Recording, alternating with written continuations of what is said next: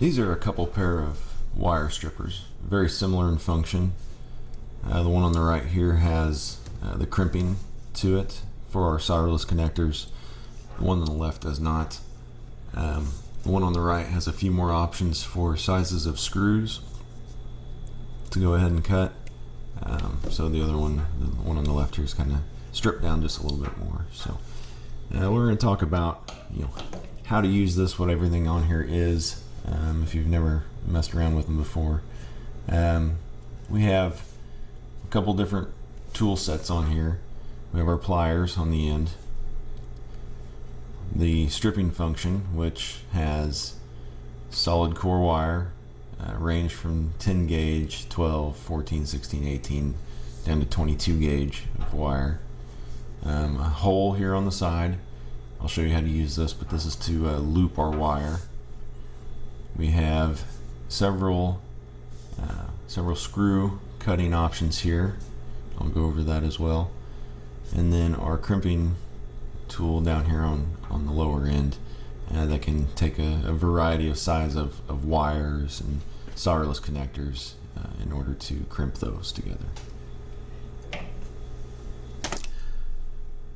So we're going to look at this other set of wire strippers here. It has, on our stripping function, it has two ranges of wire.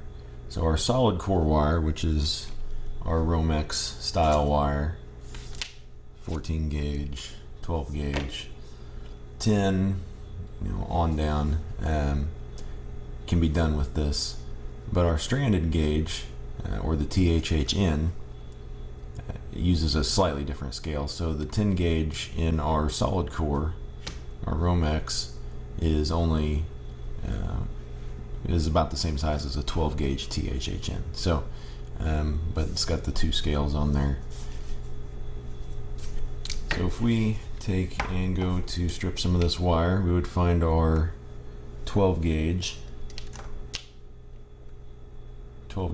setting and just put it in there like that.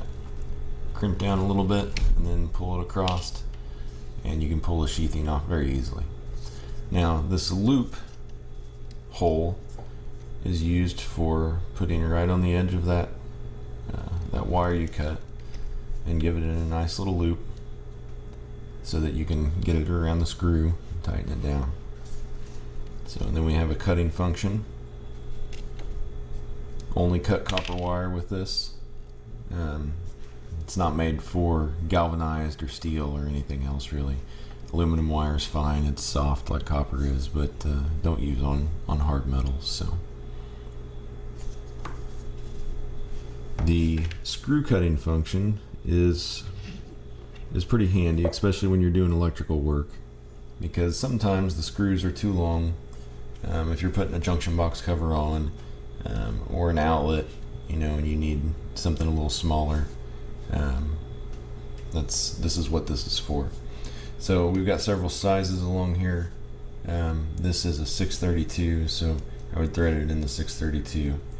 You're going to notice the insert screws on this side, not on this side. That's because the threads are on this side. So we feed it in and then cut it, and then when we back that screw out, it cleans up the threads for us. But you can see it coming out the back side now. And if I take and just squeeze it,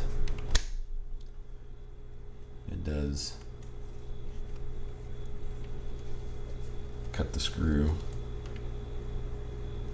And then I can twist that screw back out, and I've got a shorter one that will accommodate whatever obstacle I had. So the crimping, you take and just put your wires in the insulated or non-insulated fitting, and then just crimp them down. I actually don't have any of those handy right now, but I'll put up a little picture to the right showing about that. So pretty simple to use. Like I said, the smaller ones are pretty much the same, minus the crimping and some of the screw cutting functions.